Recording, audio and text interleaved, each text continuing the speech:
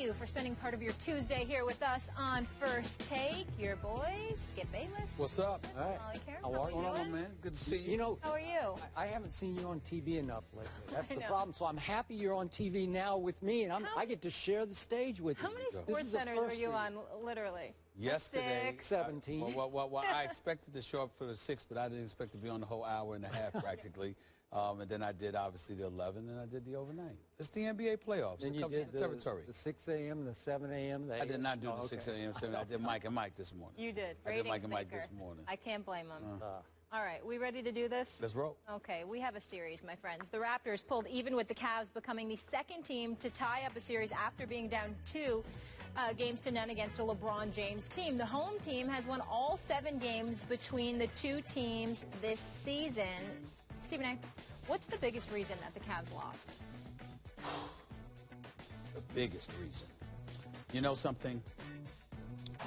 I look at it, and last night, I'm looking at LeBron James, believe it or not. Yes, he had 29 points. Yes, he hit 11 of his 16 shots.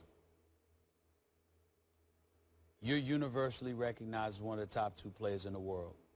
Your conditioning is off the charts. I will give it that you played 46 minutes. The fact that the last 5 minutes and 28 seconds, you attempted 1 shot in the 4th quarter. After overcoming an 18-point deficit, taking a 2-point lead, having a 2-point lead, and all you need to do is hold on to it. And one of the world's greatest players attempts 1 shot in the last 5 minutes, 0 shot attempts in the last 3 minutes, to me is inexcusable. Now, you can look at Tyronn Lue like Brian Windhorst did and said, you know, that's coaching. Plenty of coaches have made this mistake in the past where they ride LeBron James and they play him, they ride him till the wheels come off and they play him too many minutes. That might be fair because he might have been fatigued to some degree. You can look at J.R. Smith and his Statue of Liberty defense when he let Kyle Lowry blow right by him in the last 22 seconds. You can look at Kyrie Irving and J.R. and Amon Shumpert, who had threes rained in his face time and time again because Kyle Lowry was just burying shots after shots after shots. You can look at DeMar DeRozan and his mid-range game and the fact that Cleveland collectively as a defense gave up 30-plus to both guards in the backcourt. That usually does not happen. You can look at all of those things. But in the end, and you can certainly look at Kevin Love.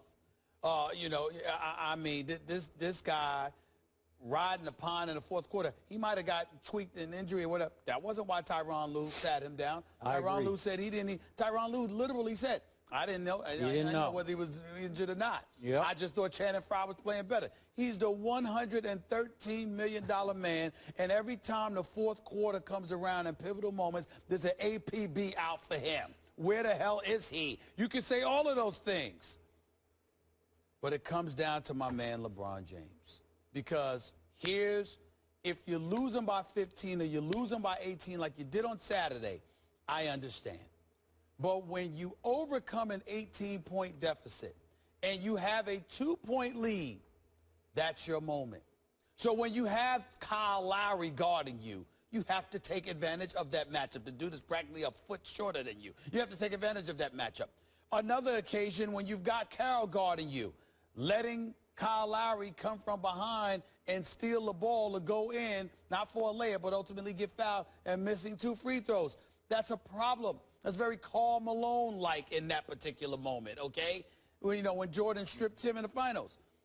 You just can't let that happen. We all know how much I love and respect LeBron James, but you can't let that happen. To me, I look at that, and I look at that as the biggest reason. I have to look at him because you're the best player, one of the top 2 players in the world. You have a 2-point lead with 5 minutes left, and you don't even attempt to shoot in the last 3 minutes? At no time did a shot go up? That doesn't make sense to me. None. Did I just hear come out of your mouth what I think I just heard come out of your mouth? Was that the sleep deprivation talking? Should I call the nurse? Should we get Nurse Nancy in here to check your temperature? Are you okay with what? I mean, for me, this is the big one. Elizabeth, I'm coming because I'm coming. I'm coming. Yes, because it's never happened before. It's happened Stephen before. A. Smith just opened First Take by criticizing his man, LeBron James. I have to. Who deserved every last word you just heaped on him. Because I am so with you, but I thought I was going to be the lone wolf again. I was ready to disqualify myself and say, well, I'm such a critic, but I cannot tell a lie. And you stole my thunder in a great way. I'm so proud of you. I appreciate what you just did because this was classic. This was all-time classic, baffling, frustrating LeBron James. And from my heart, because we both picked Cleveland to win that pivotal game last night. Yeah. Now it's a series, obviously. I'm rooting for LeBron. And over those last 5.5 minutes, if I may add a couple of quick details to what you just laid out for everybody, he was mostly guarded by 6-foot-tall Kyle Lowry. Yes. Wait, he's 6 feet tall. Some give him 6'1". I don't think he's 6 feet. He's 6 feet tall. He's 6 feet. Okay, LeBron, as you often say, 6'9". So let's say there's 9 inches there, and little Kyle is fighting like the bulldog that he is down in the low post.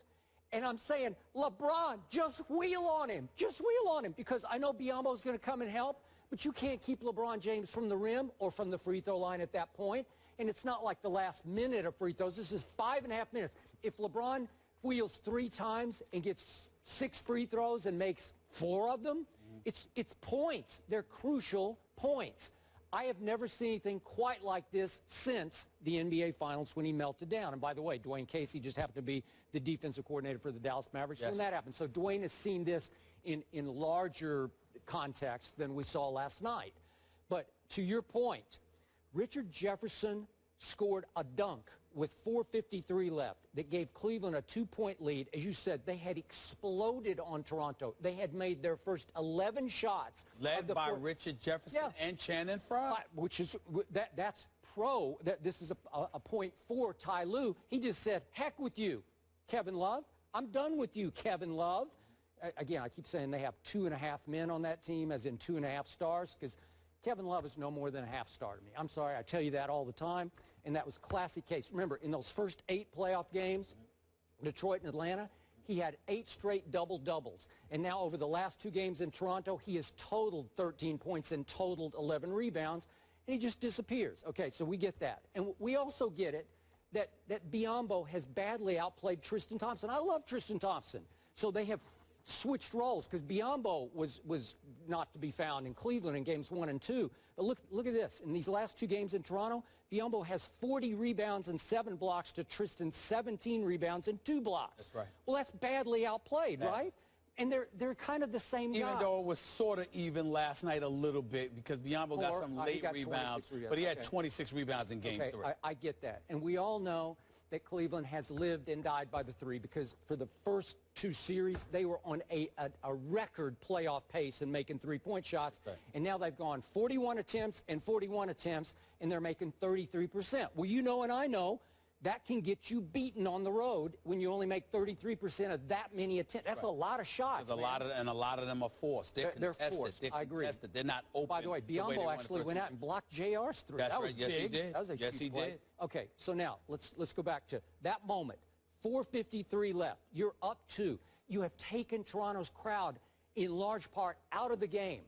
It's about to be 3-1 Cleveland in this series. We would both agree would be completely over, right?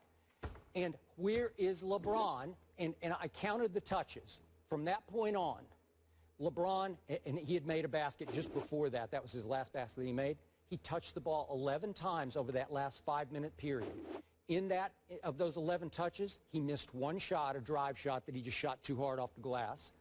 He had the 1 turnover when Kyle stripped him, right, more in the backcourt. Right. He had 1 rebound, and he shot 0 free throws in the last 5 minutes. That game is begging for LeBron to take it over and close it.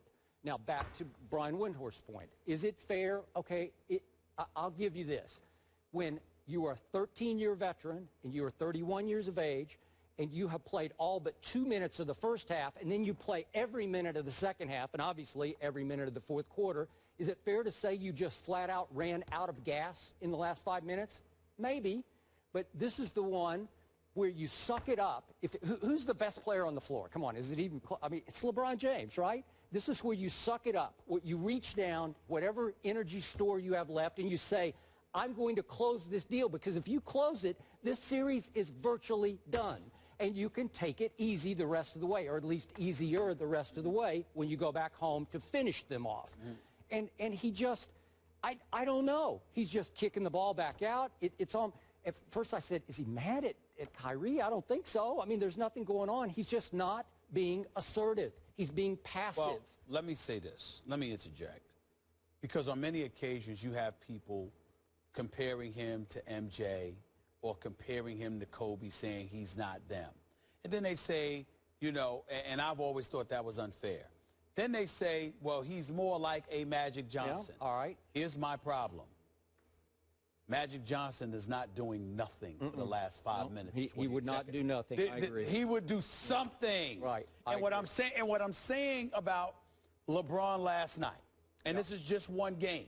You understand? This doesn't impugn his greatness or diminish his greatness in any way. But my problem is, again, listen, I had John Saunders texting me because he's Canadian, and like, you apologize to Canadians everywhere because of what you said, and it got me on it, and Jay-Z's texting me and talking about, this is all your fault, and Chris Rock is sitting up there talking about, it's like Mike Tyson, because he was looking at Tyronn Lue, said a superstar, every great superstar that's won championships had great coaches, you know, and just like Mike Tyson, he had a great trainer, and then he got rid of the trainer and brought his boys in the corner. Wait, they're down on Ty Lue? No, that's what Chris Rock was talking about. He said you had a great trainer. You get rid of the trainer, you put your boys in the corner, and you go from knocking people out to getting knocked out. So those are analogies that I had to deal with all night. And I'm looking at LeBron, and I know that people are inclined to look at Tyronn Lue. I'm saying if you're tired, then that could be the reason why you missed. It could be the reason why you made mistakes. But when you don't even attempt but one shot in the final 5 minutes. Damn it, if you can run up and down the floor, you can get a shot off. And especially if you got Tyronn Lue, I mean Kyle Lowry on you. So I'm looking at it, and I am judging the Cleveland Cavaliers with championship expectations. I am looking at them. Like 3 days ago, we're saying they're the favorites? I'm looking at them, and I'm taking Toronto for granted. And I'm saying, is that going to beat Oklahoma City or Golden State? And I'm like, there's no way. There's no way. Look, DeMar DeRozan doesn't shoot threes. He shoots twos. You know what? I got to say real quick. Go ahead. You know, I love LaMarcus Aldridge shooting two-point jump shots. He's one of the best. Listen, my man Kawhi is really a good two-point shooter. But this guy, he can't shoot a three, but he is really good. His mid-range game is elite, no question. But he was in attack mode. He was. Kyle Lowry was in attack mode. And I'm looking around, and I see no response. And not from the big three that counted. Even Kyle Lowry, when they were making the run, it was Jefferson, it was Channing Frye. So I'm just saying, is this going to get it done? No. There's no way that's going to get it done. And we will and it's just like I said earlier. It is one thing to believe in a team. It's another thing to find. It's one thing to believe in them. It's another thing to find them dependable. You can believe in Cleveland because of their talent. Can you depend on them? No, because you can't trust them. I agree. You can't trust them. Okay, so big picture, explain this to me off that fourth quarter. The good news is Cleveland made 11 straight shots. LeBron made 3 of those. LeBron chipped in with 2 other free throws. And then went 1 for 10. Okay, then you go 1 for 10 down the stretch? How do you do that? Like, that's confounding and dumbfounding to me. I'm not sure I've ever seen that in the same quarter be that hot to that cold. Because the game was tight. You come back from the deficit. You overcome an 18-point deficit. You take the lead, right? But Toronto wouldn't fade. Once you came back, now they were going tit for tat. So when they were going tit for tat, the pressure mounted. Yep. And as the pressure mounted, they started forcing shots. Yep. And started forcing plays. And that's what happened. Then Channing Frye missed a couple of shots as well. So the people that got you there, when it really, really counted, nobody could deliver. J.R. Smith was missing shots. Channing Frye was missing shots. LeBron James wasn't attempting shot. Matthew Dellavedova, a wide open three and an air ball. That talk about Brick City. I thought he played for Portland for a second. I mean, you got to be kidding me. I don't mean it that way. I'm just talking about the acronym. I got it. So I'm just saying to you, I looked at that. The only person that made a shot was Kyrie, and that was after Toronto was pulling away. So, again, you look at Cleveland, and it's just dumbfounding because they have the talent. You can believe in the talent, but you can't trust them. Okay. And that's the problem. And I thought after games 1 and 2, we could not trust the Toronto Raptors. That's right. And I got to say this for the record, and I tweeted this late last night. I have to apologize. Toronto showed me something last night. Yeah. Kyle Lowry, DeMar DeRozan, they totaled, what was it, let's see, 67 points, the most the two of them had ever scored in tandem. That's big time. That was a big time Well, game. you know what they proved? They proved, A, that their all-star stature was valid. Yeah. Number one. And number two, what I told you about Kyle Lowry, who I've known back from his days in Philadelphia. I covered this dude. I wrote an article on him when he was in high school. Covered him at Villanova. Okay. Well, he's a pit bull, man. He got a lot of heart, and now he's got a jump shot to go with. I mean, look, I got to give credit where credit is due. They deserve it, but still in all, Cleveland still came back from an 18-point deficit, had a lead. If you tell me I got a 2-point lead with one of the top 2 players in the universe with the ball in his hands and the lead, I'm going to put my money on that. Too. And it didn't happen. No. It didn't happen. All right, we'll leave it there. So yesterday, obviously, we were discussing Draymond Green. Would he get suspended? Well, he will not be. The kicker flail that stole the headlines of the Game 3. That was the right decision. What do the guys think will get? Draymond Green was really more of a flail, and the legs and the arms flailed, trying to sell a call, really, at the end of the day. And we see players do that from time to time. And unfortunately, in this particular case, he made accidental contact, and that's the way we viewed this. We've seen a lot of flails, over the course of the years, and we've seen Green do that too. So look, this warranted more than a flagrant one, but just didn't quite merit a suspension in this case.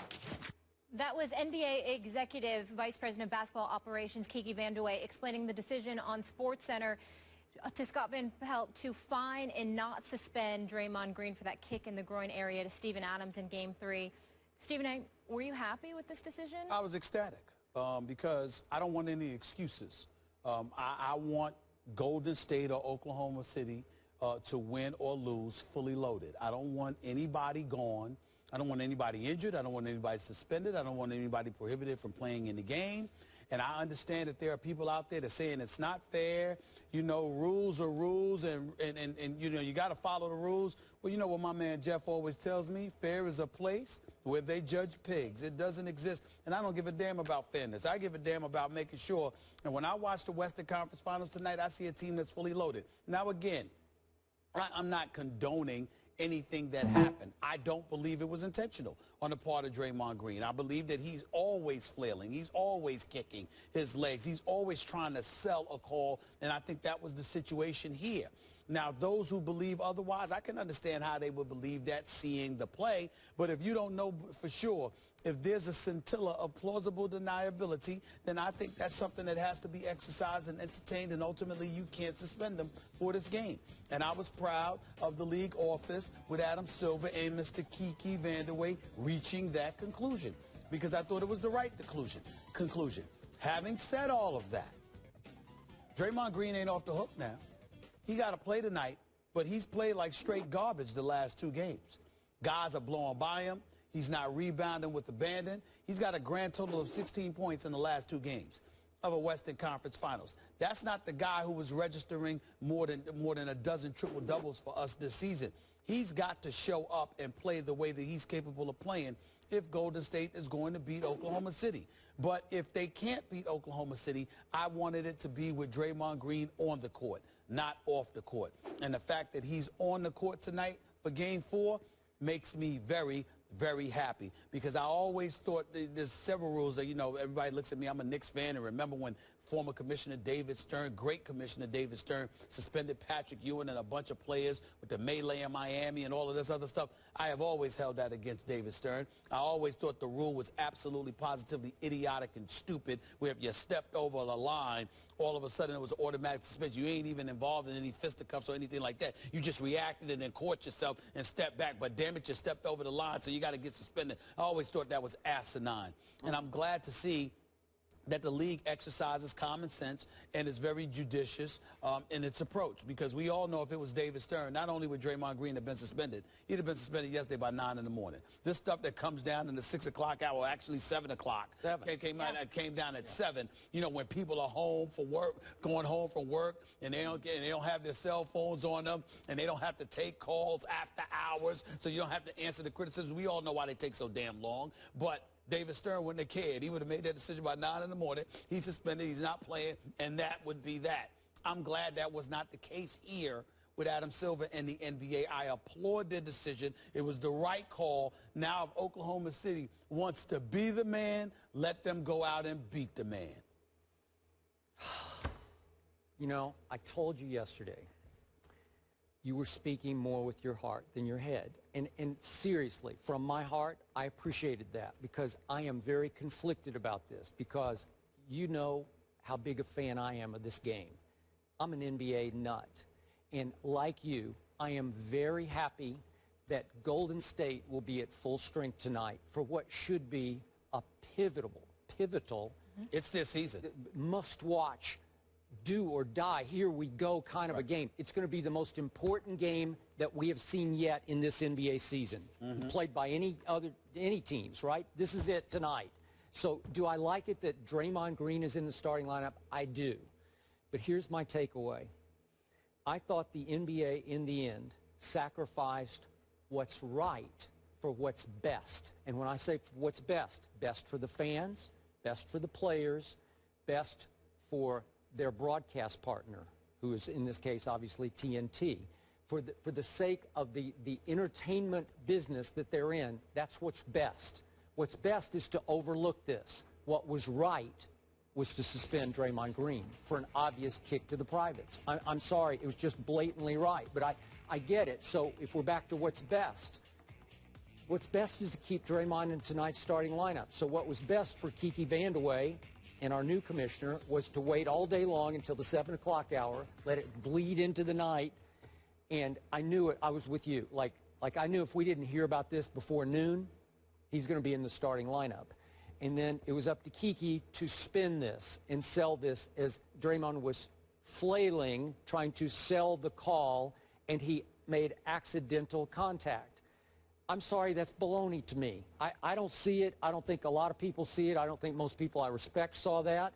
But in this case, it wasn't that the NBA is protecting a superstar, but I don't think either one of us would call Draymond a superstar. He's not a superstar. But he is an extremely important part of a team that won an NBA record 73 games. It's a star team with the most popular player in the NBA right now. Is there any debate about that? It's Steph Curry, right?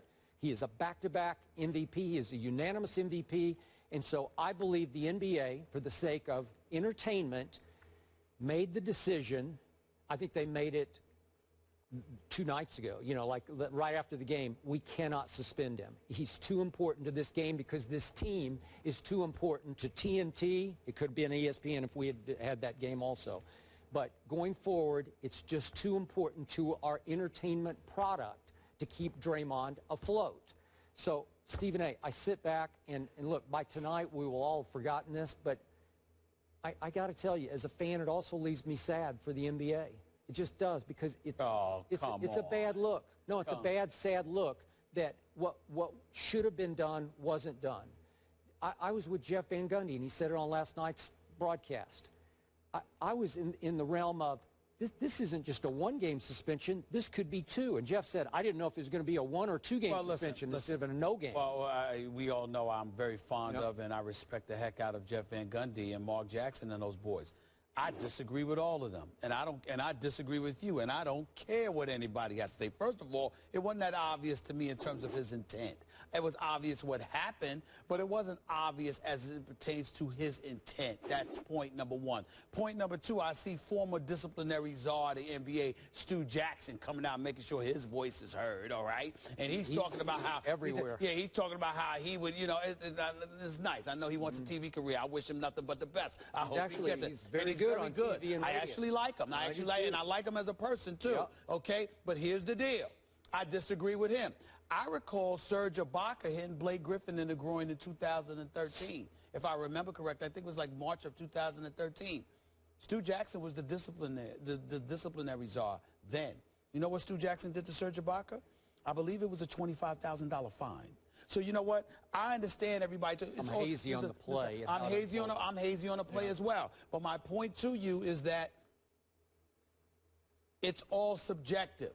And to act like, listen, I don't believe it was intentional, but I understand and respect the fact that I'm in the minority. There are a lot of people that disagree with me, and I get that. My attitude is this: how is it bad to do what's in the best interest of the game? Now, when you sit there and talk about it's right and what's the best interest, I'm sorry, damn it, we matter. Last time I checked, those prices to NBA games ain't cheap. The television deal that they got with TNT and ESPN ain't cheap. It's worth billions. And we want to see the players play. You know what? And the fact of the matter is, let me also say this, Skip. On the football field, guys get to deal with each other.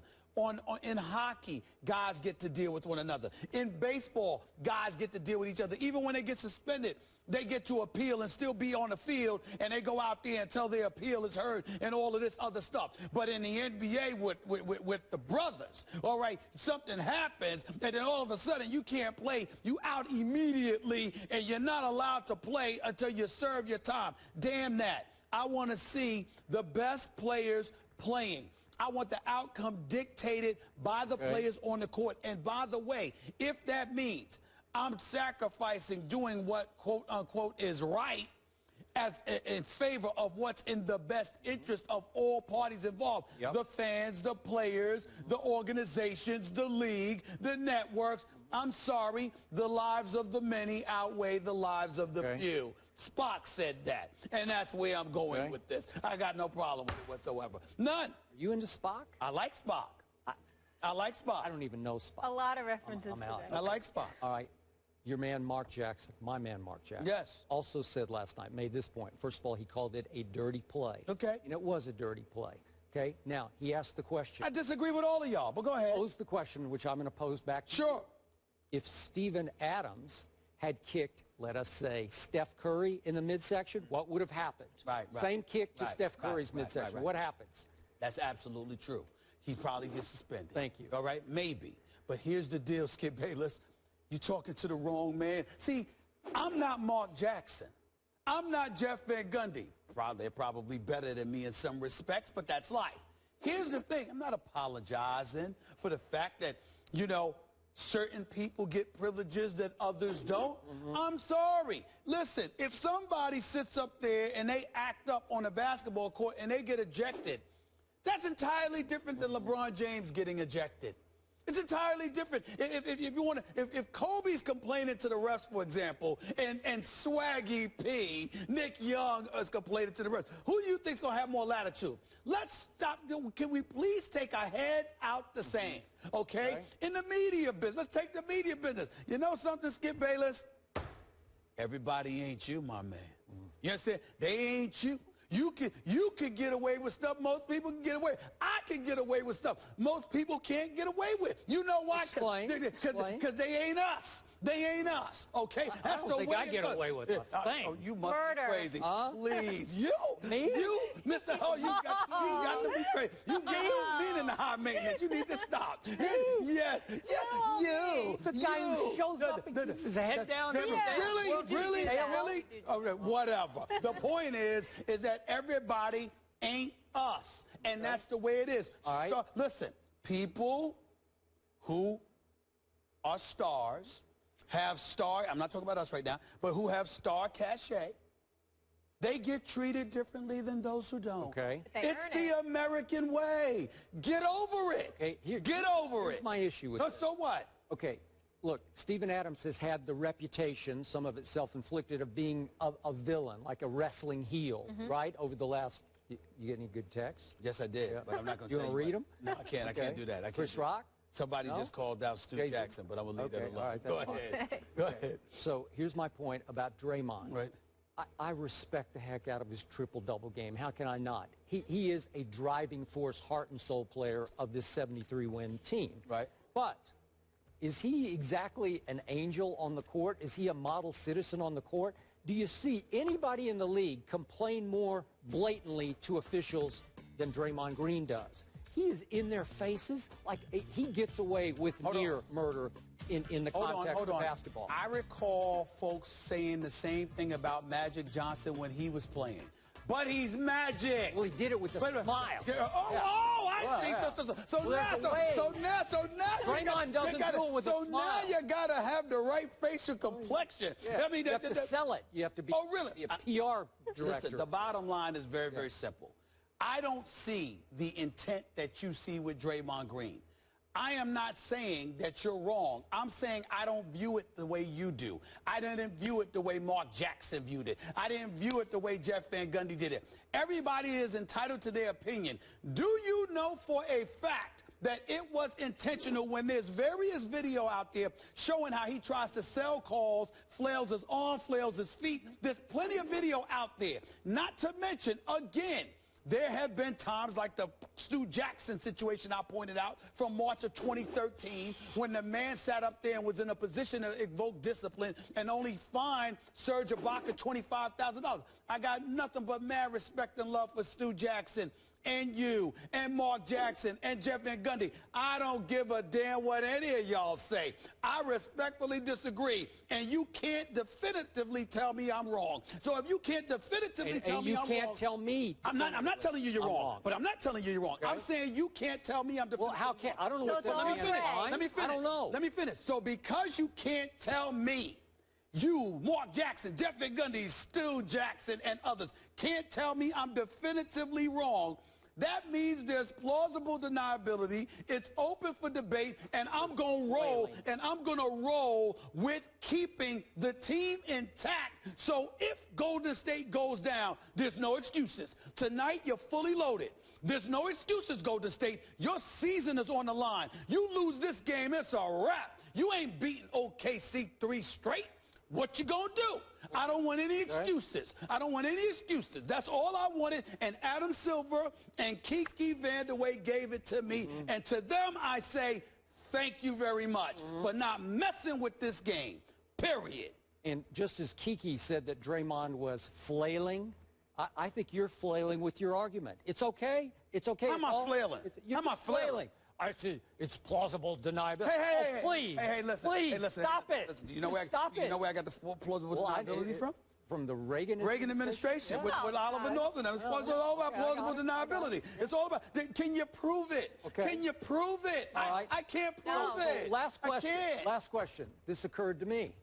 What if Golden State had won that game and been up 2-1? Then what happens off that play? Does he get suspended if Golden State's up 2-1? I don't know. I don't know. That's a very good question. I have no. Listen. I have no idea. But the point that I'm trying to make to you is that, guess what, Skip? My position might not be as resolute. Maybe not. If they had won and they were up 2-1. Because I don't want excuses. You see what I'm saying? So we did this only in the best interest of the entertainment value of this basketball game. Listen, are you happy? Hold on, time.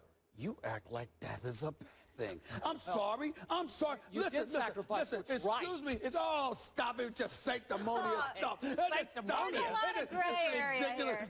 The world is gray. The world is gray. Okay, that happens sometimes. The world is gray. Yeah. All right? That's what it is. Clear and present danger. That's the line that was used in there with Harrison Ford. The world is gray. I actually just read the book by Tom Clancy. I read the book too by Tom Clancy. It was a very good book. But the world is gray, Skip. Sometimes everything ain't black and white. Sometimes it's gray. It's okay. It's okay. The best interest. Adam Silver and Kiki Vandeweghe made me proud today. Very good. Very good way to go, guys. Very good way to go. I'm very proud. I've known Kiki forever, and I got to congratulate him on his spin doctorate. Hey, listen. It was really good. Right, It was beautifully done. I was impressed. I almost bought it. I must admit, I actually thought I could have done a better job of spinning than Kiki. I thought Kiki could have done a better job of spinning. Maybe. He tried. He tried. Maybe you have a second career. No. Absolutely You're busy not. enough. Absolutely, I'm busy enough. You are. If it was a career in the NBA, president of basketball operations for the New York Knicks, I'd do that. You would do that? That was it. That's it. That's the only job I would do. Commissioner of the NBA? No. No, I personally think the job is relatively boring myself.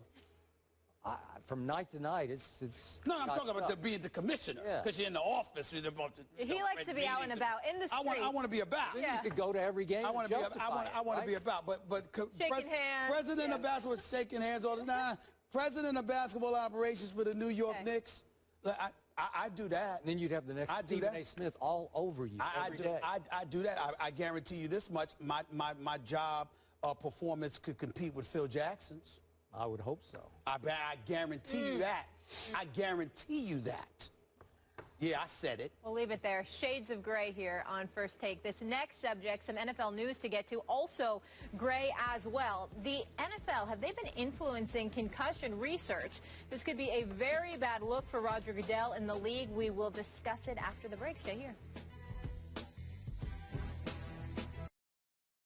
A congressional report released Monday and first obtained by Outside the Line reveals that at least half a dozen top NFL health officials waged a behind-the-scenes campaign last year to shape the science around football and brain disease. The report by Democrats on the House Energy and Commerce Committee was sparked by an OTL investigation that raised questions about the league's commitment to health and safety. The NFL rejected the report, saying it was deeply disappointed. Allegations were directed at doctors affiliated with the NFL Head, Neck, and Spine Committee without ever speaking to them. Stephen A., what do you make of this? What I make of this is that the NFL looks very, very bad. They can slice it any way they want to, and I'm quite sure there are nuggets of truth to what they're saying. We don't know all the intricate details, who communicated with whom, etc. But when you have congressional figures quoted by name on the record questioning the integrity of the NFL and their ulterior motives as it pertains to research involving CTE, knowing the history of the NFL with concussions and beyond, knowing the lawsuits that they're entertaining, knowing how they anticipate former players coming down the pike with these same kind of injuries, etc., to vow in writing and pledge in writing to give $16 million and then to renege on that offer. That's very, very bad. And then on top of it all, to be informed that if you don't follow through on your promise, that taxpayers are ultimately going to have to pick up the tab and still elect not to give the $16 million. It looks very bad. It doesn't matter that you threw $2 million to additional research and what have you. You tried essentially, according to them, to manipulate who the researchers actually are. That involves undue influence, which is what congressional figures were alluding to when they spoke about the absence of integrity on the part of the National Football League. And it transcends to so many levels because DeMaurice Smith certainly was going to pounce on this like a piranha. I mean, this is the executive director of the Players Association who just seems to be totally committed to bringing Roger Goodell down even more than doing his actual job as far as I'm concerned. You got a situation where he spoke out against it and you're just saying to yourself, okay, it's valid. You can't dismiss those arguments. There is a dissipated level of trust towards the NFL and Roger Goodell on the part of the players. Eric Winston, the president of NFLPA, a guy that everybody respects and seems to be a straightforward kind of guy. He spoke out about the lack of trust that the players do and should have for the NFL. This does not look good, and it does not bode well for the NFL. And it transcends this particular instance because, as I said off the air to you, Skip, when you have something like this in our face and it speaks to integrity, issues involving the NFL, it doesn't just stop at CTE, concussions, etc. It also transcends to Deflategate. It also transcends to or transfers to other issues involving players where you're looking at the league as a partner and recognizing that you don't really see them that way because they can't be trusted. The NFL doesn't look good here. They look incredibly petty, and more importantly, they look incredibly, incredibly cheap, because what boggles my mind is that they're projected to make, when they signed the new collective bargaining agreement years back, they were projected to make about $18 billion annually. The owners themselves pocketed $226 million apiece from profits, revenue profits last year. We're talking about $16 million. You could have just gave them the $16 million and let them do their research. But no, you tried to manipulate it even to that point. It just shows how frugal they truly are and how committed they are to spending as least money as possible, which lends itself towards believing that they'll do anything to keep an extra dollar in their pocket, which does not look good for them. You make some fair points. Everybody anti-NFL on this issue always makes some fair points. But I'm going to defend the NFL to a degree here. And I'm going to start with an eye-opening piece that I read in today's USA Today. Bear with me for a second. Please. Because it quotes the doctor who took the brunt of the criticism from this congressional report that we're speaking of. His name is Richard Ellenbogen. Okay? I don't know anything about him except from what I read in Tom Pelissero's excellent piece. He's quoted liberally in this piece. Richard Ellenbogen was the co-chair of the NFL's head, neck, and spine committee. So he's the point person for this who's taking a lot of this criticism.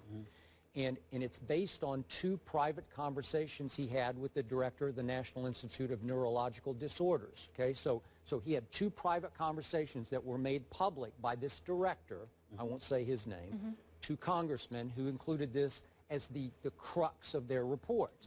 And Dr. Ellenbogen is quoted in USA Today as saying, "I never talked to Congress. No one ever asked me my opinion. I had two private conversations, and this is a lesson.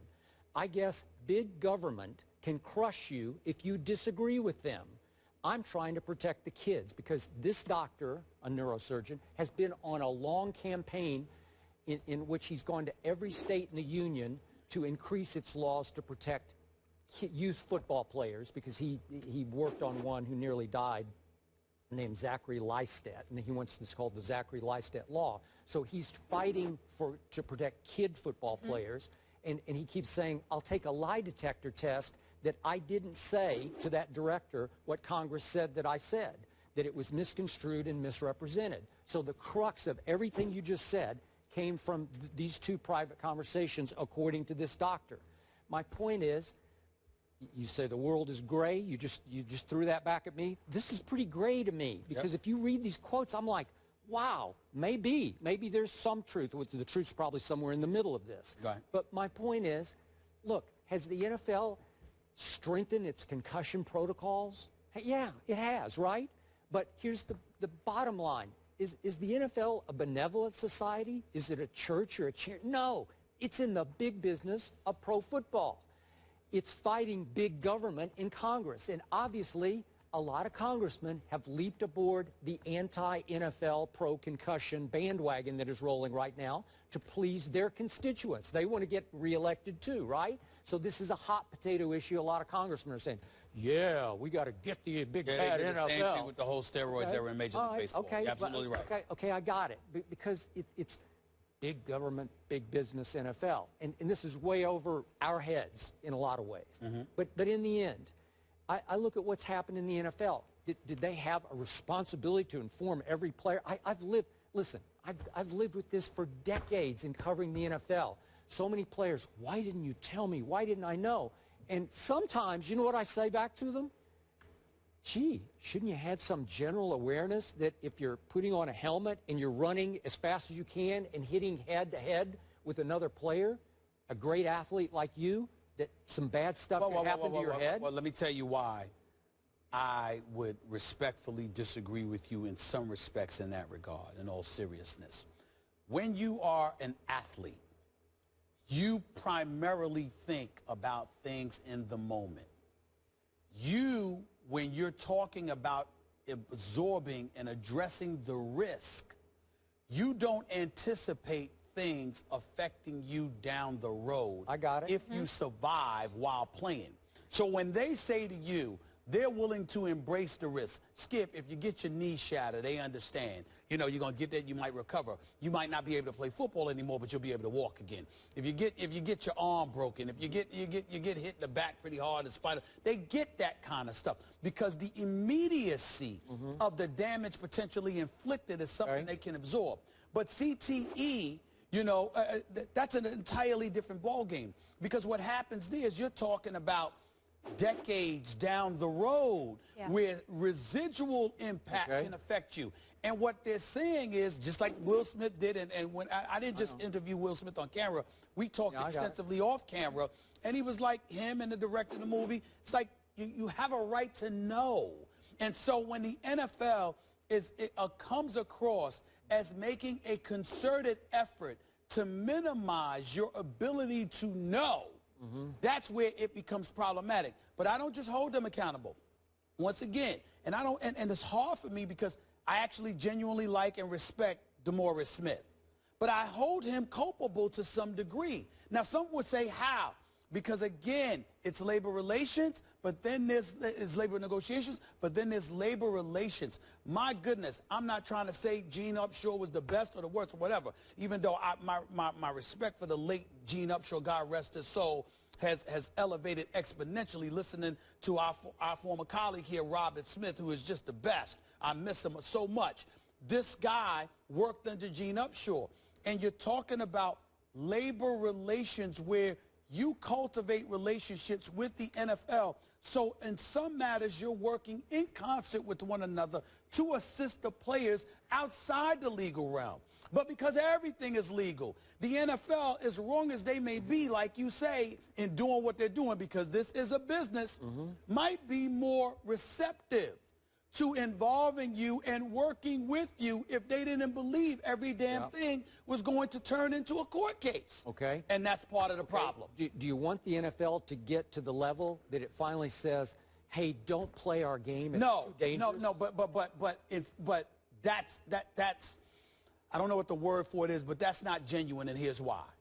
You don't have to say that. It's just like cigarettes, man.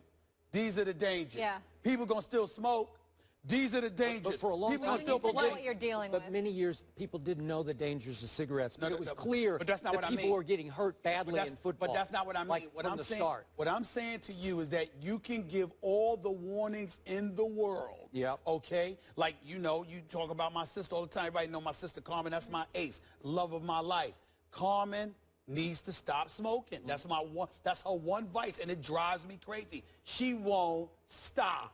Okay? You have people that ain't gonna stop doing that. You got people that ain't gonna stop playing football. But we have a whole lot of players in their 20s who have walked away. God bless. That's your right. And how many people are waiting to replace them? Okay, well, that's the game ain't we just got a whole new of them. crop of kids get drafted. That's right. And they have the right to say no. That's right. Nobody's going to make them play pro football. But they also have the right to know everything they're signing up for.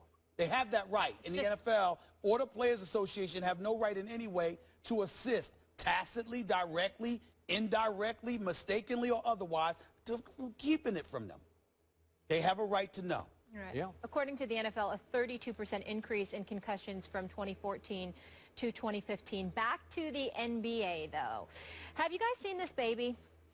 This is Steph Curry, and some are saying Steph looked a little more like Steph. He took over the internet in Game 3. Which Curry shows up tonight in Game 4? We preview it next. And we're ready for Game 3. Beautiful passing, that's a shot.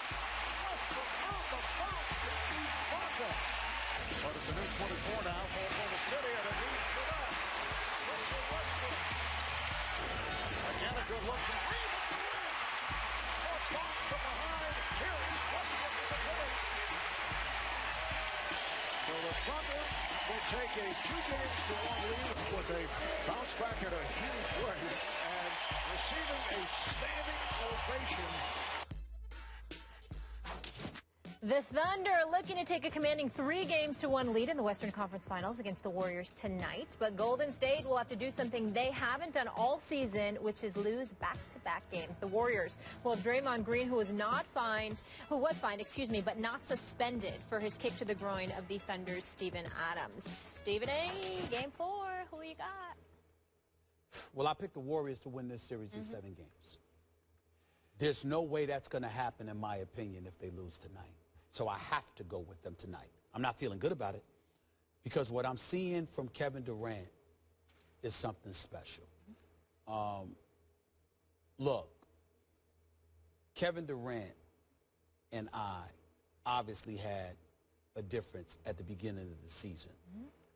I didn't know we had a difference until he said what he said. Yep. We've never had a difference since. I know his brother. His mom is a sweet woman who's been on this show. And I'm here to tell you something right now. Regardless of his moments where he gets on the media or he gets an attitude or whatever the case may be, Kevin Durant is one of the best people you'll ever see in professional sports. He's got his head on right. He's smart. He's decent at his core. He's a good person. And I'm here to tell you something right now. He is a superstar. And the one thing that is a question mark about him is that chip, getting that chip. LeBron stood in his way, and LeBron tends to stand in his way in big moments. And I still believe Cleveland is going to the finals. Kevin Durant right now looks like the best player in the world. He's played better than Steph Curry in this series. He's played better than LeBron James has played. For the most part, he's had some relatively pedestrian games, but for the most part, when he explodes, he has exploded. Kevin Durant has been special. Steph Curry obviously got hurt in the first round against Houston, was still recovering in the second round against Portland. But Kevin Durant, from a consistent perspective, has been the best player in the world. I go so far as to say, Skip, that if I had to pick between him and LeBron right now in terms of starting a team, because Mike asked me that this morning, it would be Kevin Durant because he's a better shooter. Okay? With all of that being said, this is his moment. And I think that Steph Curry and the Golden State Warriors have the capability to neutralize that. But it would have to be tonight. Steph Curry is the reigning 2-time league MVP. And often I have been asked this question. You make so much noise about him. He's the best shooter in the world, blah, blah, blah. So Stephen A., what if he got in some trouble? What's going to happen then? Golden State is in trouble now. It is code red. You don't win this game. I do not believe that the Golden State Warriors are coming back. It's not because of the 3-1 deficit, because we've seen comebacks from that in the past. I am talking about these dudes because, Skip, do you know anybody that has raved about Russell Westbrook more than me? No. This dude is the most vicious, ruthless competitor in the NBA, which Allen Iverson reminds me of every chance he gets. This dude, Russell Westbrook, is something special as well. And I don't know if anyone notices. Look at his eyes. Look at what he does the second Steph Curry is standing in front of him trying to defend him. I mean, he goes at this dude like nobody goes at Steph Curry. If Oklahoma City manages to go up 3-1 in this series, and Golden State has to win 3 in order to beat OKC, Russell Westbrook and Kevin Durant, I just can't see it. So the only shot to me that the Golden State Warriors have of defending their crown is to win tonight. And I have to believe in the character of this team and say, I'm going to pick Steph Curry and them to win tonight. But I also want to do that with a caveat. Not just about the greatness of Durant and Westbrook, but we about to find out about Steve Kerr, too. Because it wouldn't be a big deal if it was just about Kevin Durant and Russell Westbrook. But when you see Steven Adams and Enes Kanter hurting you one game, and then Serge Ibaka is at the 5 and you go small the next, that's coaching. And we're watching a guy in Billy Donovan that has evolved before our very eyes and is showing us all that Sam Presti probably made the right call in bringing this 2-time national championship coach from Florida on board. It's because of that that I say that about Steve Kerr. It's not that Steve Kerr isn't doing his job. It's that Billy Donovan looks so exceptional in doing his. Steve Kerr now has to come up with an answer for this. What are you going to do to answer what Billy Donovan is throwing at you? Because he's not consistent. He's throwing different looks at Golden State every time you turn around, Skip. What answer is Steve Kerr going to have for that? That is the question. And tonight we need to find out. Golden State can't lose tonight. They lose tonight, it's over. It's over. So, I have been so wrong about this series so far, mostly because I got so over-emotional about my Spurs falling apart against these Thunder, that I must be honest, I don't have great conviction about tonight. That's because fair. My heart keeps telling me, stick with Golden State for every case you just made. Because over the last 2 seasons, Golden State in this moment will rise and shine. This is kind of when you start to write them off, you better look out because Steph Curry will say no. And remember, this is not a great analogy, but last year in the playoffs, they were down 2-1 with Game 4 in Memphis. Remember that? Now, Mike Conley Jr. was hobbled. He was a little beat up. But that night, Steph said no. And Memphis got Steph at home, and that series basically was over that night. But they were in some trouble there, down 2-1 with another game to go on Memphis. That showed me a lot of Steph's character and this team's character that I think you'll see on display tonight. But now we're back to what my head keeps telling me. My head keeps saying that Oklahoma City will continue to impose its will the way it did the other night. And there's a little icing on top tonight, a little hot sauce on top, if you will. I think all the psychological motivation off Draymond being in the starting lineup and not getting suspended is with the Thunder. They're going to feel like they got wronged here. They got done wrong. And trust me, their fans will be in full throat about how they got done wrong. No question. Not that Draymond. Those fans are great, by the way. I got to give credit where credit is explosive due. in there. Oklahoma City, Well, being in that arena, I ain't too keen on being downtown. Yeah. Hey, but in that arena, it's big gonna time. Explode. It's big time. And Draymond's going to hear it. Not that he has rabbit ears or thin skin, because he does not. But they are going to be all over him, and they're going to be all over Golden State, and they are going to be pro-Thunder. Now, you know and I know the momentum of these things can shift like that spring weather in Oklahoma City can shift.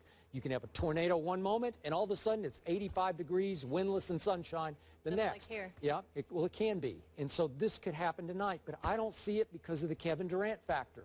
And I'm with you. And I had one big issue with Kevin Durant a few years back, and without going into the gory detail about that, we have reconciled. We have... I like him a lot. Kevin Durant's a good guy. You know what? Man. He's a good guy. He's a good guy. And right before your very eyes this year, I see him growing up as the leader of this team. I'm talking about the unquestioned leader of this team. I know Russell is the quarterback, and he's the guy with the ball in his hands for the most part. But I'm seeing real maturity in both of them, but especially in Kevin, that will manifest itself again tonight in ways that you talk about. Is he that guy you would build around? There have been 4 or 5 times a game over the last 10 games of these playoffs where Kevin Durant will make a shot where I'll say, that's just unguardable. Because he is so, I don't know how long. Is he 7'5" length? Listen. It's unbelievable. 6'11". I don't want to hear the 6'9". Yeah, I know. I've stood right next to him. Kevin Durant is no 6'9". Yeah. Kevin Durant's about 6'11", and the wingspan's about 7'6". Yeah. And he's got a handle and can pull up from 30. Hey, and there's nothing to talk about there. There's nothing to talk about. Sort of semi-break the other night when they had him on the run, and Kevin just dribbles the ball up the floor and just pulls up and just drains it. And it was over, man. It was like game over. Here's the beauty of it. We marvel at the greatness of Steph Curry, and he is great. He's the greatest shooter I've ever seen in my life. But Kevin Durant said something very, very profound the other day, and we all know it, but we never really say it because we don't think about it because we marvel at the shot makes that Steph Curry does. Kevin Durant said he makes a lot of bad shots. Very simple. But think about how, if you know the game of basketball, it's very, very complicated. Because on one hand, you want to give a cat respect for what he accomplishes, averaging 30, making the shots that he makes, etc. But the flip side to it is that you can't game plan for it because a lot of stuff breaks down and Steph Curry just comes to the rescue.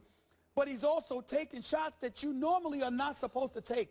Coaches usually have a heart attack, and there are players who would get benched just for taking those shots, even if they make it. People don't understand that.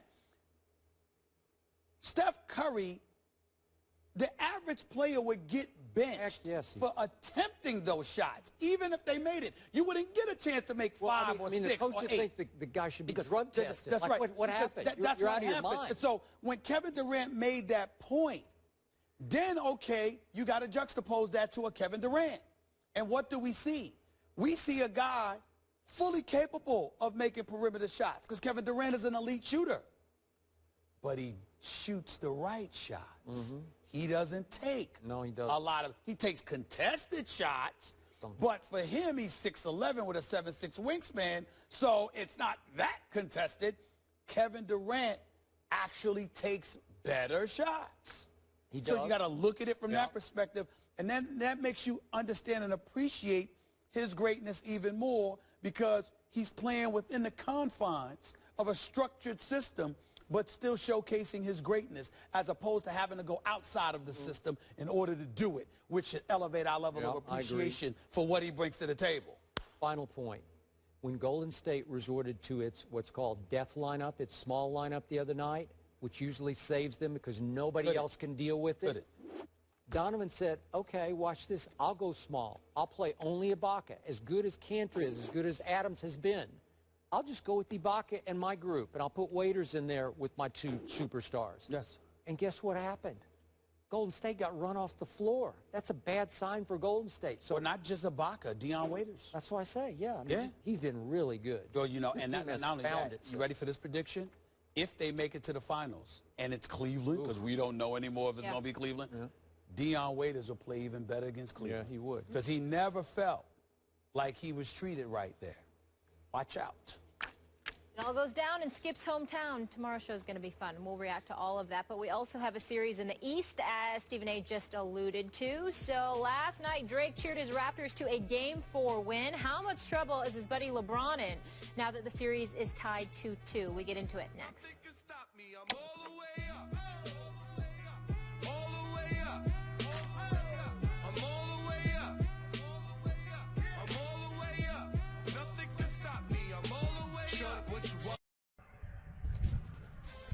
Wednesday night on ESPN, it's Game 5 of the Eastern Conference Finals back in Cleveland with the series tied at 2 games apiece. Check it out at 8:30 right here on ESPN and also on the ESPN app if you're not sitting still. The Raptors pulled even with the Cavs in the Eastern Conference Finals last night. LeBron James was a no-show down the stretch, scoring 0 points and taking 1 shot in the final 5 minutes and 10 seconds. LeBron's teams are 7-5 in series that are tied 2 games apiece. Stephen A., how much trouble is Cleveland in? Well, they're in trouble themselves because they still have home court advantage. They can protect their home court.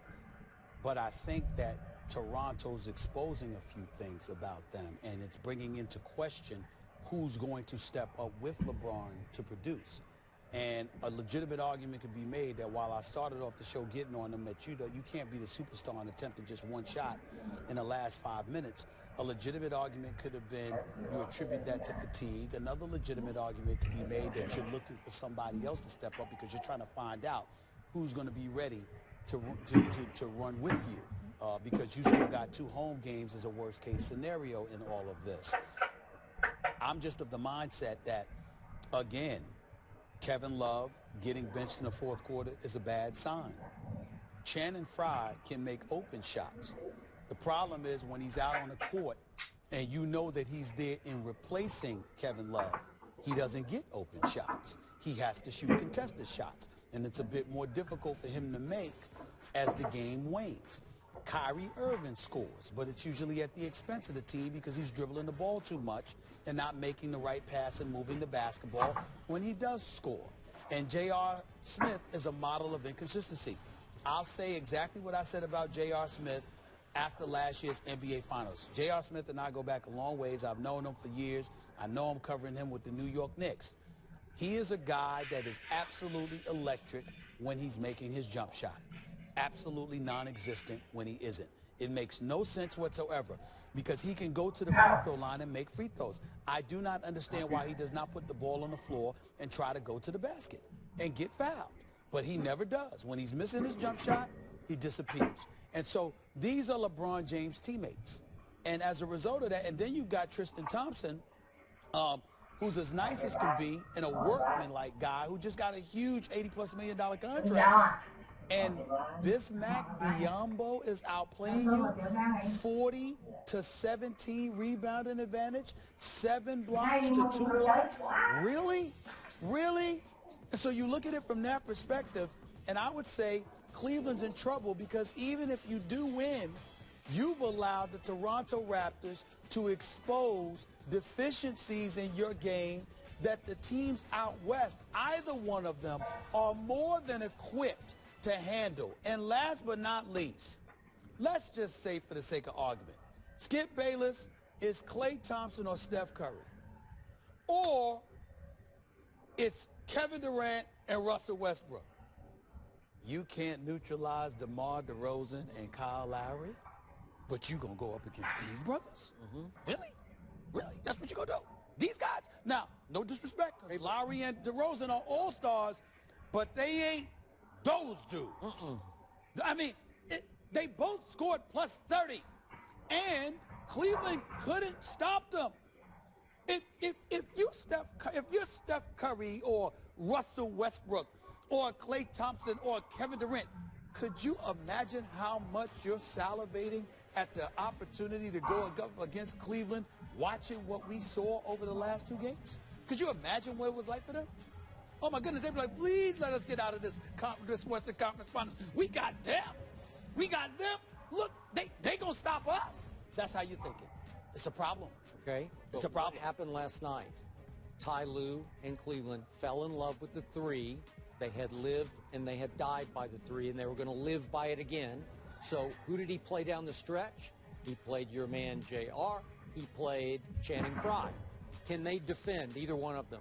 No, they cannot defend. So all of a sudden it was a mismatch to me on the other end where Kyle Lowry and DeMar DeRozan suddenly were emboldened and empowered to get in the lane anytime they wanted to and make shots they shouldn't have been able to make and wouldn't make against a Golden State or an Oklahoma City.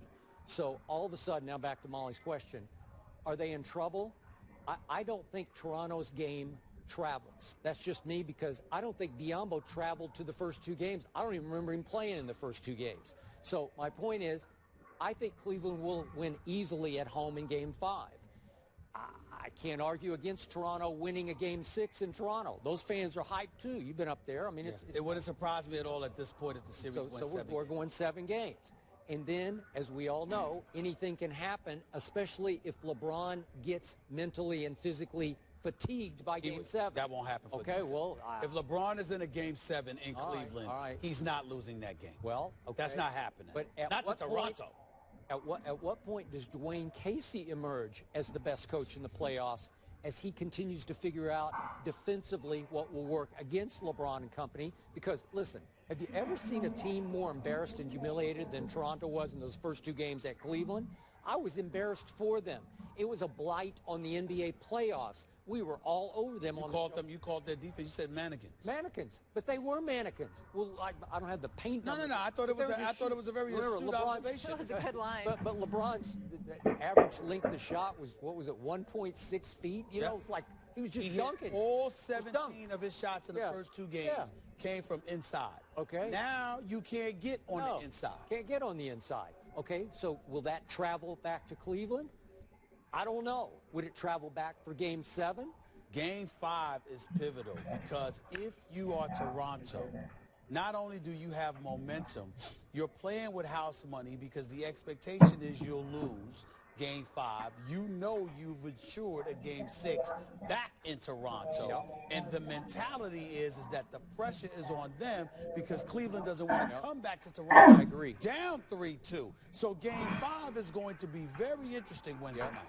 So I thought Valanciunas would at least give him another big body last night, and he didn't get off the bench. So I think they were sort of playing with the idea of, oh, you better be careful because Valanciunas is going to come back. Will he come back for Game 5? You know what? Why? Why bother? Because, why not bring him back for Game 6? Well, you could because, again, this happened in Toronto. It looked like Biyombo was emerging as a star, right? As a shot blocker. Well, listen. Rebounder. He's manning the interior and completely dominating the interior. And he's getting key offensive rebounds. He's blocking key shots. He's even going out and defended on the perimeter, which is something Valanciunas cannot do. A matter of fact, Valanciunas really might hurt them defensively because the LeBron and them don't appear to be a threat. Remember, LeBron was the one that was a threat in the interior. It wasn't like Tristan Thompson or Kevin Love was scoring on the outside. So if you have Valanciunas in there, he can score on the perimeter, but he's not going to come out on the wing and defend because he's not as quick a foot and he doesn't have those defensive capabilities. Biyombo does. Yep, he does. And that makes things interesting. Final question.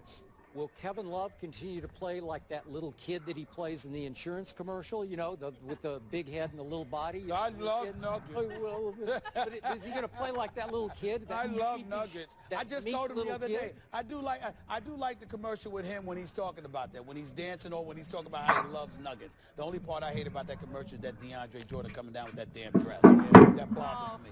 It's just me. It's just me, DeAndre. You know what I'm saying? Maybe it's the goatee. I don't know. Yeah, dropping dimes. Yeah. Dropping dimes. Throws you off a little. The costume choice there. We got it.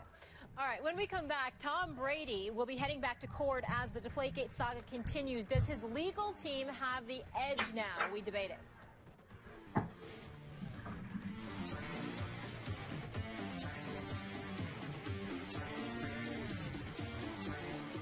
Elsewhere, attorneys for Tom Brady filed a request for a new hearing in front of the entire 13-judge panel of the Second U.S. Circuit Court of Appeals, arguing that the decision against Brady will harm not just NFL players, but all unionized workers who have bargained for appeal rights. Today marks day 492 since the beginning of Deflategate. Oh, Skip. Oh, Molly. How do you see this playing out? I'm going to tell you how I want to see this play out. I think we all know that.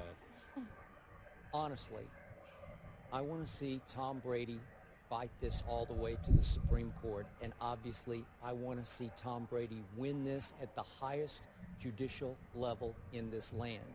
And I remind you, as we mentioned yesterday, Tom Brady's new counsel, Ted Olson, former Solicitor General, has argued 62 cases in front of the Supreme Court, and he has won 75% of them. So I thought about what you said on the show yesterday a lot last night. You said that you were tired of seeing Tom Brady act selfish in this case, right? Is that fair? Was that the right word to use, selfish? And you know what? That's exactly not the case here. Because if I'm any other NFL player paying my NFL Players Association dues, I am thanking my lucky stars that Tom Brady has had the resolve and the tenacity and, in the end, the willingness to fight this to the legal death, as I told you he would from the start. Because in the end, this is about defeating Roger Goodell's absolute and sometimes abusive power. You know this, and I know this. And if Tom Brady could go to the highest level, it's going to cost him hundreds and hundreds of hours of preparation for all these cases. Of course, his lawyer's that. He ain't preparing for No, he has to. Hour. Trust me. You trust me. This before. I've been through it too. I know, and you know how it goes. You have to, you know, you have to be interrogated and interviewed. It is annoying. It's annoying. It's absolutely trust me, annoying. Tom Brady's done. He's done more than his share of this. I want to cuss everybody out when I got to waste my time with that nonsense. But if Tom Brady could beat Roger Goodell at the highest level, you know and I know what would happen. Pandora's box would be flung wide open, and all of a sudden the commissioner's absolute, unquestioned, unrestricted power could be questioned for the first time ever. And I would love that, to see that happen. This is so much more than just Tom Brady's legacy he's defending. It's about attacking that absolute power. Well, you view it that way. I can understand that. I don't. I do think Tom Brady is being selfish. because I don't think it's about his guilt or innocence, and I don't think he cares. I really don't. I think this is all about Tom Brady making sure that he doesn't miss any games. He loves the game of football. He doesn't want to be gone for 4 games, all right? And even not when you think you're innocent. Even a 1-game suspension in his eyes would attach a level of guilt to him. Sure. And that's not it is about his that's not something that he's trying to do. That's fair enough. But again, I am one of those people who believes. He knows that people who believes he's guilty are going to believe it. People who don't believe he's guilty are not going to believe it. And then there are people in between like me who firmly believe it's much ado about nothing. He should have never received 4 games at all. But at the same time, don't tell me you had nothing, you had no knowledge whatsoever the football's being deflated. I don't believe that for 1 second. You may not have initiated it, you may not have instigated it, but you benefited from it and you knew you were doing it. That's my belief with Tom Brady. Okay, and I believe just the opposite, just for the record. That's fine. Having said all of that, at some point in time, when you consider the millions of dollars this is costing the players over this, instead of you just cutting your losses and moving forward, that's fine. You don't want to do it. That is your right. Still makes you selfish, in my opinion, but it is what it is. Now let me get to your bigger point. When you talk about challenging the league, let me say this to you, Skip Bayless. And I'm not saying that I necessarily agree with that. All I'm saying is be very, very careful what you wish for. Because you see, whether it's Ray Rice or it's the Greg Hardy, which obviously is totally different than this, because Tom Brady has never been associated with anything so egregious. The fact of the matter is that those issues were off-the-field issues that didn't necessarily involve the league, but they players that are under their umbrella, and everybody's vilifying Roger Goodell because of how they handled it. That's not their level of expertise, but football is. And the number one job of a commissioner in any sport is to protect the integrity of the sport and the game. When you sit down at collective bargaining negotiations, whether it's prior to years ago when you had a special master, a judge appointed by the court overseeing collective bargaining negotiations and interpreting CBA language, or whether it's the league itself, somebody has to have dominion. And the owners, who are the ones who cut the checks, have dominion. And they appoint the commissioner, and they're the ones who pay the commissioner. And so when everybody talks about how, you know, to challenge Roger Goodell and to strip him of his power, let's be careful, ladies and gentlemen, what we're asking for. Because if indeed you pull off getting what you want, where the union gets to argue and engage in plausible deniability about everything, dudes being potheads, can't stay off the weed, domestic violence, drugs, DUIs, and all of this other stuff, albeit a small percentage of the league, maybe about 3 to 4% of it, not most, not all. The bottom line is they'll argue for anybody. They'll argue on behalf of anybody. When it comes to some of these unions, there appears to be no core decency as to saying, well, you know what? We can't defend this. There's no way to argue this. We're going to let this go. No, everything's a fight. So when you get what you want, remember what you're asking for. I don't want to hear no whining or moaning down the line, because I'll be listening to you. You understand? I'll know where you are, and I'll be listening. And I'll be saying, wait a minute, I don't want to hear anything. I want to hear the nonsense, all right, when the commissioner doesn't have the power, if it indeed, I don't believe it's going to come to that, because I believe Tom Brady's going to lose. But if a miracle was to happen and he was to win, and the commissioner indeed gets stripped of that power, and everything turns into a fight where it's fattening the wallets of lawyers representing the union, and the union gets to argue about everything down to the color of your shoelaces, for crying out loud, and the commissioner is stripped of that power, I don't want to hear any whining when we look at the sport disintegrating before our very eyes because anarchy and chaos takes place. I'm not. Disintegration before our very eyes. Let me tell you what I mean. I believe, and I've always been this guy, there must be order. I got it. There must be order. There cannot be a bully commissioner who, with extremely flimsy evidence, tries to ruin the reputation of the best quarterback. But what is he bullying? And let me tell you something else that you haven't considered. Let me tell you something right now. Tom Brady could do what he wants to do. There's a whole lot of dirt. Hold on. Records in my ear. Wait. Let me tell you something. Tom Brady is sitting up there. There's a lot of dirt in New England. And when you go this far, he didn't dig that dirt. When you go this far, you may very well be digging up Pandora's box that's going to affect a whole lot of people. Tom Brady was there benefiting off of the transgressions, of the alleged transgressions of others. They weren't his transgressions. So how do you know? How do you know?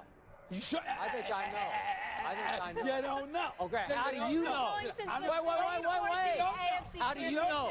Are you accusing Tom Brady of being complicit in the spy game? No. Here's what I will directly accuse Tom Brady of. Directly, Tom Brady benefited from any alleged transgressions that may have taken place. It may very well have contributed to his greatness. You go ahead and keep opening Pandora's box. So let's protect the great head coach at the expense of the great. Talk about the head coach. There's a little bit of a warning Talk about the here. head coach. It could be others. If you dig, you find dirt. My All right? mom told me that How many about years that? ago. Keep digging. Keep digging. Yeah. Okay. Back to the NBA playoffs, shall we? Day 492 or whatever we are. Are the Warriors done if they lose tonight? Somebody at the desk doesn't think so. Stick around here with Steph Curry and the Dubs could still come back potentially from down 3-1. Yes, the Thunder look to put the Warriors on the brink of elimination at home in Game 4 tonight. If the Warriors win, BPI gives Golden State a 67% chance to win this series. And if the Thunder win, BPI gives OKC a 79% chance to win the series. The last time that a team came back from 3-1 in a conference final was the 1981 Celtics, before I was born, Stephen A. Who needs this win more tonight? Like I said, the Warriors. OKC loses this game. It's 2-2. It's a back-and-forth battle. Neither team ever won 2 in a row. Golden State loses this game. It'll be the first time all year they've lost 2 games in a row. And it would also put them on the official brink of elimination, down 3-1. They can't afford to allow this to happen, in my opinion. Russell Westbrook is the most ruthless competitor in the NBA. He is a straight killer. And when I think about Kevin Durant, he's a sniper. Now, obviously, we look at Klay Thompson, we look at Steph Curry, we see what they can do. We forget that Kevin Durant is just some simple dude, 6'11", 7'6" wingspan, can pull up from 30, that just happens to average 27 to 28 a game. And with the exception of last season when he only played 27 games, when he averaged 25, by the way, he religiously averages better than 27 a game for like the last 6-7 years. This is Kevin Durant we're talking about. You can't go down 3-1 to the combination of him and Russell Westbrook with the way Steven Adams is playing and the way Billy Donovan is coaching. You can't afford to do that. Warriors lose this game, they're done. Honestly, I see it completely upside down. I think Oklahoma City needs this must-win tonight. If Oklahoma City doesn't win tonight, it will lose this series, because Golden State obviously has 2 of the last 3 in Golden State. So Golden State would be better positioned and more capable of winning 3 straight with 2 at home than Oklahoma City would be. Well, I think because Golden State's done this before. I mean, they're the defending champions, so I trust what they're made of. I think I love what Oklahoma City is becoming, but they have not become yet. Well, here's where you and I part ways. First of all, we both agree that whoever wins Game 4 will probably win the series. We're there. But the question is, who needs it more? What I'm saying to you is that who is in the most danger? If you lose tonight and you're Oklahoma City, it's 2-2. Yeah, mathematically, Golden State. It's not just mathematically, but even from a psychological perspective, the bottom line is you're 2-2, so it's the best of 3. If you are Golden State and you're down 3-1, you can't afford any hiccups. Oklahoma City can afford a hiccup. Okay, but you do know you get to go back to Oracle potentially twice if it gets to Game 7. Right. So, and you've won at Oklahoma City before in the regular season, so I don't think Golden State would be completely out of it if Golden State loses tonight. I would fear for Oklahoma City if it loses Well, tonight. of course, I would fear for them too, but not as much as I would fear for Golden State. If they listen, if I believe Golden State, I picked them to win this series in 7 games. I believe they're going to win it. The only way they have a shot is to win tonight. I'm telling you, even if OKC loses tonight, they're still a very, very formidable threat. I'm making the proclamation that if Golden State loses tonight, it's over. So you're there. I'm there. I'm there. Okay. In other words, enjoy at the Oracle. Enjoy Game 5, everybody, because there will be no Game 7 if Golden State loses Game 4. They have to win Game 4 for me to even think about a Game 7. Okay. Because I cannot see Oklahoma City being up 3-2 back in Oklahoma City and losing. I don't see that happening. Not at Oklahoma City. Remember 2 years ago when my Spurs won Game 6 at Oklahoma City? I hear you. Listen, it's not impossible. We're talking about Golden State here. Yeah. But I wouldn't bet my money on it. Is Levita a Thunder fan or she's Spurs too? She's a Thunder fan. She's Thunder, so she'll be Definitely. watching. Yes. All right. His mom. Oh, okay. Yeah. Right, you just called her mama. I never heard you call Mama Levine. What you doing calling Mama Levita for? She's I Mama. don't. She calls her She's Levita. Mama Bailey. I don't. I never Mama call her. Bailey. Bayless. Mama Bailey. She'll be watching the Thunder. You call her Mama Bailey. I call her Mom, and I Yes. talked to her last night, and I said, "Hi, Mom." Oh. I don't call her Levita. Got it. I gotta go to West it. Indians and all of that Which stuff. We call her team- Mamita. Oh, I love it. Well, which Mamita. team's the most talented in the NFC East? Is it Skip's Cowboys, maybe Stephen A's Giants, or what about the reigning division champion Redskins? We'll reveal that answer next. That's an excuse for Skip to talk about the Cowboys. NFL.com compiled the top 10 most talented rosters heading into the 2016 season. Now, keep in mind, this is NFL.com, Skip Bayless. The Giants, right. the NFL, the league, came in 9th on the list, one spot ahead of your What? Cowboys, who got What? Ezekiel Elliott. And I mean, What? it was game changer all You know over. what I say to that? Just give him the Lombardi. I just say baloney to all that, because let's break it down quickly here. Oh, please. My offensive line is clearly superior to Yeah, your that's all you offensive have. line. Ezekiel is clearly superior to, I don't even know whoever's going to play running back. 'Cause you Rashad don't either. Jennings? Yeah, you can have Rashad Andre Jennings. Williams? My receiving core is better than your receiving core. I got Oh, it's respect. debatable. I got respect Debatable. for that one guy, whatever his name is. But Victor? come on, yeah, Is no, it Sterling no, Shepard? no, the other guy, whatever his name is. Oh, that guy Odell who loses Beckham. his cool, Yeah, you know. yeah. And finally, I will take a healthy Tony Romo over Eli any Sunday. That's just me. Really? Well, first of all, I don't appreciate this subject. Why? Because we're ending the show on a very sour note for me, because I have to agree with Skip. The fact of the matter. Really? Well, look, Giants' defense is suspect. Wow. And the Giants' offense is high-powered. And when you look at Ezekiel You mean Elliott, Cowboys' I'm offense sorry, high-powered, yeah. the Cowboys' offense is Yeah. high-powered. High-powered, yes. That's right. So And you're saying Molly is delusional here. I'm not saying you're delusional, because I would never disrespect you like that. But I will tell you that the Giants have a lot to prove, whereas we know that the Dallas Cowboys offense is going to be potent. Yeah. Oh, there you they go. have nothing to prove because defense wins nothing. championships. Well, defense Oh, wins I thought this championship, was a quarterback-driven league. but the Giants When don't Eli really shows have. up, when we have good Eli, Shows up? You mean the interception He needs leader? more help than Odell Beckham Jr. Yeah. goodbye, everybody. Enjoy.